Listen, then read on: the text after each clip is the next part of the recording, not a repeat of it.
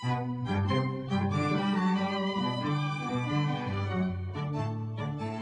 Enlightenment, also known as the Age of Reason, is the name given to an important period in the history of Western civilization that followed the Renaissance. The Enlightenment occurred roughly from the mid-1600s up through the end of the 1700s and was a time when the human ability to reason was glorified. The word enlightenment means a time of illumination. The era was given this name because it was a time when an influential group of scholars, writers, artists, and scientists actively sought to use the clear light of reason, that is, rational thought, to rid the world of superstition and ignorance. As a result of their efforts, tremendous improvements in the understanding of mathematics and science occurred, and bold new ideas regarding basic human rights and democracy were developed that served as major inspirations to revolutionaries in both America and France.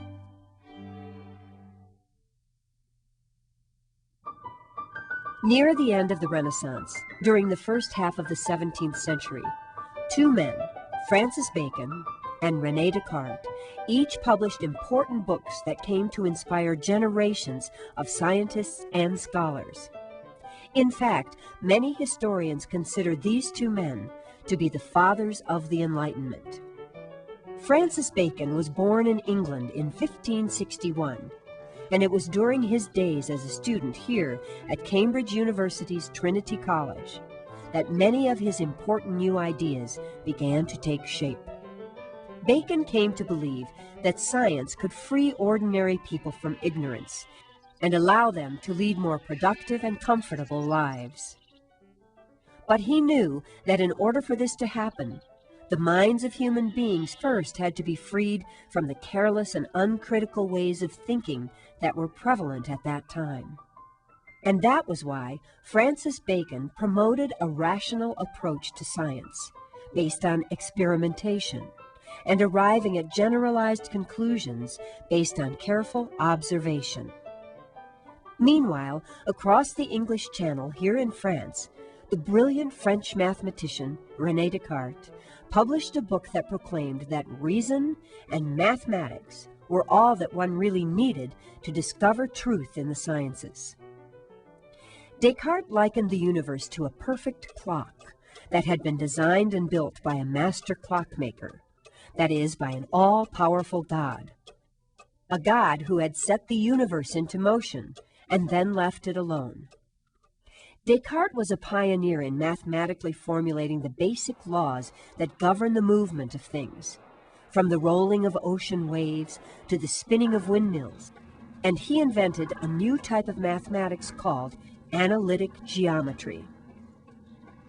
The ideas promoted by Descartes and Bacon proved to be extremely important because they led to the development of what is called the scientific method, a series of simple rational steps that can be followed to help solve even the most complicated scientific problems.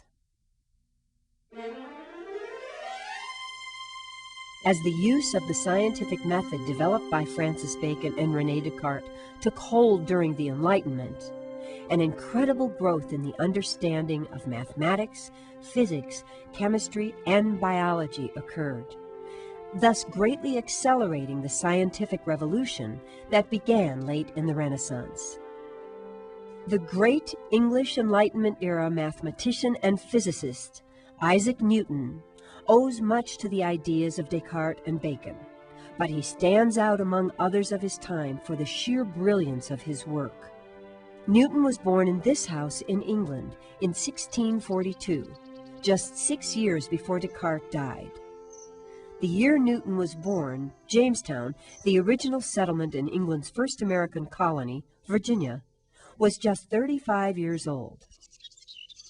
Only 22 years had passed since the Pilgrims founded their colony of Plymouth on the shores of Cape Cod Bay, and just 8 years had gone by since the first ships carrying English settlers arrived in the new colony of Maryland.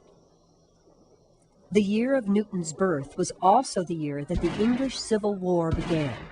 This was a bloody conflict between Parliament and the Royalists that led to the execution of the king and the abolition of the monarchy. And so, for 10 years of Newton's youth, England was called a commonwealth instead of a kingdom, and was ruled by a Lord Protector instead of a king. The English monarchy was restored in 1660, 1 year before Isaac Newton entered Cambridge University to study here at Trinity College, the same college Francis Bacon had attended in the late 1500s. After completing his course of study, a serious outbreak of the deadly bubonic plague forced Newton to escape to the safety of his isolated rural home. And this was where Isaac Newton experienced a burst of scientific insight unmatched in history. During a brief 18-month period, he worked out the basics of a new branch of mathematics called calculus. Newton made crucial discoveries in optics, the science of light. He was able to understand and mathematically formulate the laws of gravity while watching an apple fall from a tree here in his garden. At the same time, he formulated the laws of motion. With these new scientific laws in hand, Newton was able to precisely calculate the weights of the sun and planets and to predict the paths of comets. In the year 1686, Isaac Newton published what many consider to be the greatest scientific book ever written, the Philosophiae Naturalis Principia Mathematica, the mathematical principles of natural philosophy. His book radically changed people's understanding of the universe and profoundly affected scientific thinking for the next 2 centuries. Isaac Newton's contributions to mathematics, astronomy, and physics were truly enormous. But the Enlightenment was also a time when others made significant contributions to science as well, including the study of chemistry, electricity, and biology, which grew as a science at an especially rapid rate, due in part to the use of the microscope, a scientific tool invented toward the end of the Renaissance. Using the microscope, the Dutch biologist Anton van Leeuwenhoek made detailed observations about a miniature world of living things. And he used mathematics to calculate the sizes of the populations of the organisms he studied. The English biologist Robert Hooke observed box-like compartments in slices of plant tissue and called them cells. Hooke chose this word because what he saw reminded him of the cells in monasteries where the monks live. Today, biologists still use the word cells to describe the basic building blocks of life. During the Age of Reason, another Englishman, William Harvey, became the first person to describe the circulation of blood and to make careful observations on the development of animals before they are born, that is, while they are still embryos.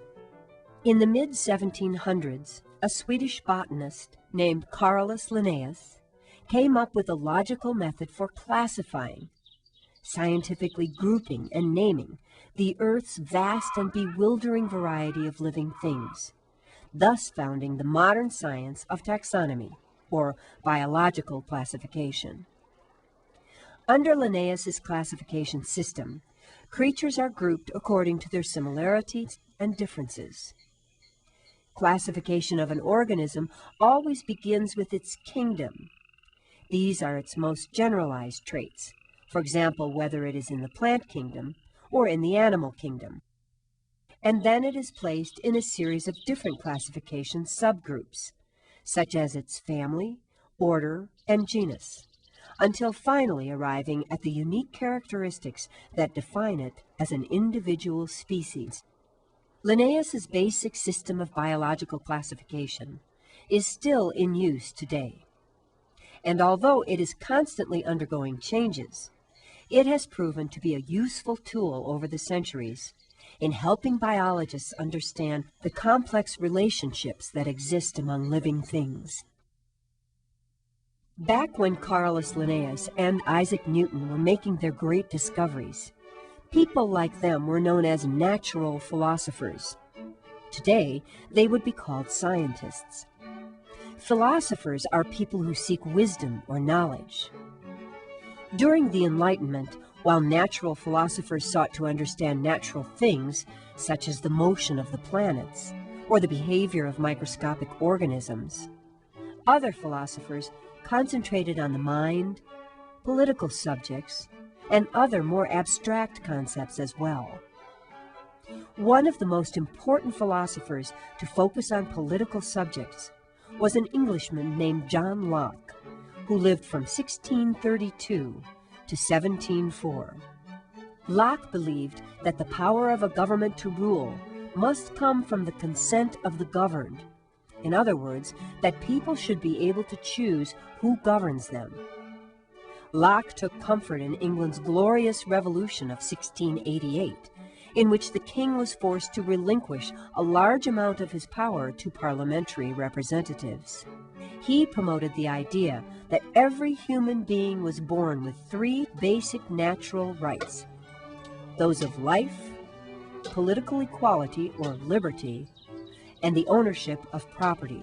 Locke also promoted freedom of the press, educational reform, and religious tolerance, and called for the overthrow of governments that failed to protect basic human rights. In France, several great Enlightenment philosophers wrote passionately about human rights and democracy as well. French philosopher Voltaire, for example, championed the idea of freedom of speech with his famous statement, "I disapprove of what you say, but will defend to the death your right to say it." While another Frenchman, Montesquieu, called for a complete separation of powers to maintain balance in government, which was to be accomplished by creating separate legislative, executive, and judicial branches of government. Nearly all philosophers of the Enlightenment era wanted to see a strict separation of church and state as well, for they realized that mixing government and religion was almost always a recipe for disaster. The Enlightenment philosophers themselves were usually deists, people without traditional religious beliefs, who believed in what they called nature's God. That is, in an all-powerful spiritual force that had created the universe and everything in it, but then left it alone. The ideas of the Enlightenment philosophers were deeply admired by the leaders of both the American and French revolutions. In fact, Thomas Jefferson fell back on them time and time again when he was composing the Declaration of Independence, as did the framers of the United States Constitution when they worked out a plan of government for the new American democracy.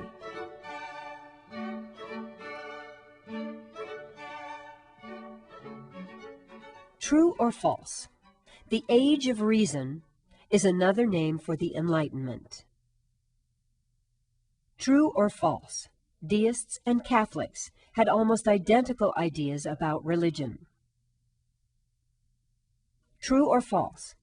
Francis Bacon and René Descartes are considered to be the fathers of the Enlightenment. True or false? Voltaire invented a system for biological classification. True or false? The use of the scientific method improved the quality of scientific study.